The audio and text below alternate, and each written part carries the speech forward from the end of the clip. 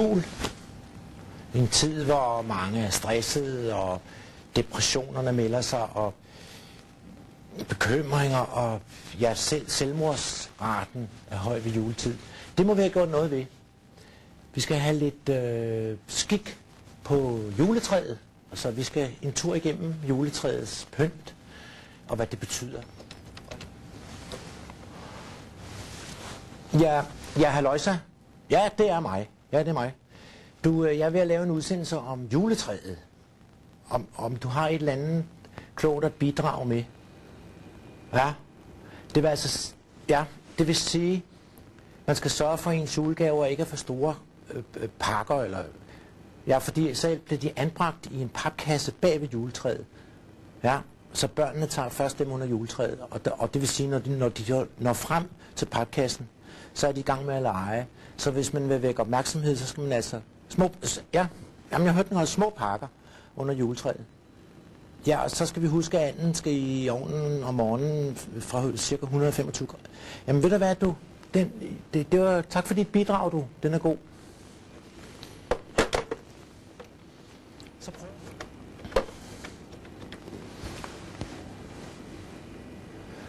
Ja, goddag du. Nå, du kender mig. Ja, det er da ellers over 300 år siden, vi snakkede sammen sidst. Men er jo kommet op i årene. Ja, jeg er ved at skal lave sådan en moderne udsendelse om juletræet. Og har du noget, du kan råde mig til her? Ja. Altså jeg skal simpelthen bare fortælle det, sådan som du har fortalt mig det. Og jeg må hverken lægge fra, eller lægge til, trække fra og putte noget på, eller, altså jeg skal simpelthen bare aflevere det, som du har gjort det over for mig. Jamen det gør jeg så. Okay, tak for det du. Hej. Det var en vis mand. Og hvad er så forskellen på en klog mand og en vis mand? En klog mand er en, der har mange livserfaringer, og som fortæller om dem. Erfaringen der fra en klog mand med gaverne og juletræet, det er jo en god erfaring. Problemet med den kloge mand er jo bare, at det eneste man hører, det er om, hvad han har erfaret. Så, og det jo kan være meget underholdende, men den vise mand, han ved, hvad der skal til. For han fortæller også om sine erfaringer, ligesom den kloge mand. Men han har puttet det ind i noget, man kalder symboler. Så giver det mig mulighed for dig med at lægge din egen erfaring, dit eget liv og alt muligt ind i symbolerne. Det er det, man har symboler til. Så når du ser et symbol, det kan være en julestjerne, så er den mystisk. Indtil det øjeblik, at du lægger dit liv ind i den, og forklaring på, hvorfor tingene er, som de er, så er den ikke mystisk mere. Så, okay, der er selvfølgelig dem, der render rundt med sådan nogle stjerner, enten de er skåret ude i guldpapir, eller hvad det nu må være. Så holder de dem 5 gange over hovedet, og så forsvinder ens migræne. Det er muligt, den forsvinder, men det er i hvert fald ikke, fordi man holder den 5 gange over hovedet. Så symboler har en ganske klar betydning i det virkelige liv. Hermed kan vi komme i gang med juletræet. Vi skal have købt og pyntet juletræet, og der er utrolig mange måder at pynte juletræer på. Der er også mange former for udseende af juletræer. Det er helt utroligt, hvad man bliver præsenteret for, og det ser du her. Men nu skal vi have et rigtigt juletræ, sådan som det var i gamle dage op at stå. Normalt er juletræet og julen for børn. Det er for børnene, de skal have det godt, og de skal have det sjovt, det skal være eventyr. Og med årene er det blevet således, at de voksne ikke har andet ud af det end hurtige indkøb. Så jeg håber også i det, der kommer nu, at du som voksen kan få glæde af julen ved at se på dit juletræ. Det hele, det starter med livets træ. Livets træ, det er noget, man har kendt fra meget gamle dage. Og nord for Middelhavsområdet, der er det et egetræ. Og i Middelhavsområdet, der har man jo ikke egetræer, så det har nok været et eller andet æbletræ eller sådan et eller andet. Ja, fordi fra livets træ kommer æble. Det vender vi lige tilbage til. Det der livets træ, det forestiller vi os står op på Nordpolen, altså på toppen af jorden. Og det drejer jo rundt. Så, og det er derfor, vi danser om juletræet. Det skal forestille, at jorden drejer rundt om livets træ. Vi holder hinanden i hænderne for at vise, at vi kommer hinanden ved. Og så er det således, at da træet jo står på Nordpolen, hvad er det så for en stjerne, vi har lige op over? Det er Nordstjernen. Og den er jo ledestjerne for sømændene i gamle dage. Og det er, skal den også forestille her. Så Nordstjernen er på træet. Jeg ved godt, det er jul, og at der er noget med et Jesusbarn, men vi skal første omgang pynte juletræet, som om det ikke har været jul og påske endnu. Der er noget, der er på vej. Så det er Nordstjernen et stykke tid endnu. Hvis du synes, det er Bethlehemstjernen, det må du godt. Men min forklaring, den hedder Nordstjernen. Men sådan et egetræ, det er jo ikke noget, vi rigtig kan pynte. Så det skal vi have skiftet ud med det, vi bruger heroppe nordpå. Nemlig et tomt træ, som er et grantræ, eller et fyretræ kalder man det også. Og på det her træ, der skal vi jo have sat en stjerne. Men hvad for en? Der er nok at vælge mellem. Der er 12 stjerner, og 8 stjerner, og 9 stjerner, og der er mange slags stjerner. Her har jeg vist 3 stjerner, som har 5, 6 og 7 takker. Vi vælger en stjerne blandt dem her, og den stjerne, vi peger ud, det er den her 5-stjernen. Og hvorfor nu det? Den historie, den stammer også lang tid tilbage fra. Du kender historien om Adam og Eva, som fik at vide, at de ikke måtte plukke æblet på livets træ. Og hvorfor var det nu et æble? Hvorfor var det et æble, der hang der? Det er der en forklaring på, og den får du nu. Hvis vi tager sådan et æble her. Normalt skærer vi det igennem den led, men vi skærer det igennem på den her led. Så prøver vi lige en gang. Så det er rigtig frisk æble, det her. Og skære. Sådan. Så vil du opdage, når vi holder det op, at derinde i midten, der er 5-stjernen. Det er en 5-stjerne. Derfor var det et æble, det ikke måtte spise. Hvorfor måtte det ikke det? Fordi 5-stjernen, den er et symbol på menneske. Så de der 5 streger, der går igennem der, altså den vandretur, det er menneskevandringen på jorden, man gennemgår. Og det er således, at Adam og Eva, de vidste ikke noget om noget som helst. Og så spiste de af æblet, og det betød, det var, at de fik kendskab til sig selv, til mennesket. De fik viden om sig selv. Og det er derfor, at de var nøgne. Og det der kendskab, det stammer fra vores særlige forstand, som vi jo mødte på adventskransen, da vi gennemgik den. Og den der særlige forstand, den kan man misbruge. Man kan se tingene ovenfra. Man kan også bruge dem til noget godt. Her skal vi have bygget juletræet op, så det handler om noget godt. Nu i forbindelse med valget af stjernen, der skal på juletræet, skal der være opmærksom på en ting. Man kan købe stjerner, hvor ståltråden den sidder i spidsen af stjernen. Man kan også købe nogle, hvor ståltråden sidder inde i hakket på stjernen. Og vi skal selvfølgelig have den, hvor den sidder inde i hakket. Og hvorfor det?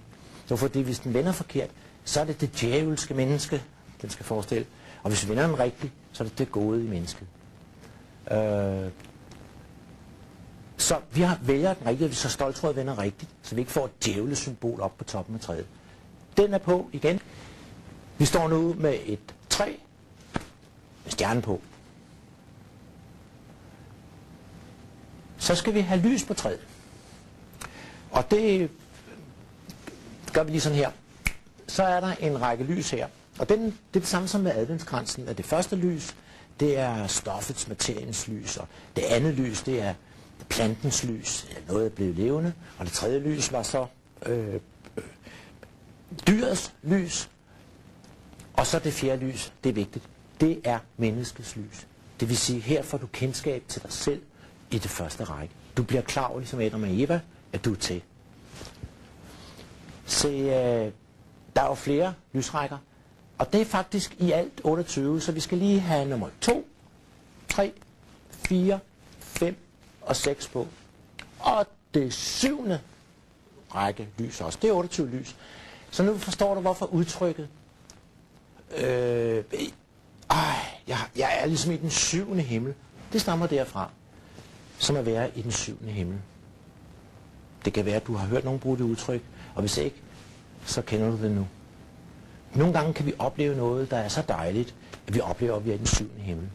Og det vil sige, der vil vi jo gerne op.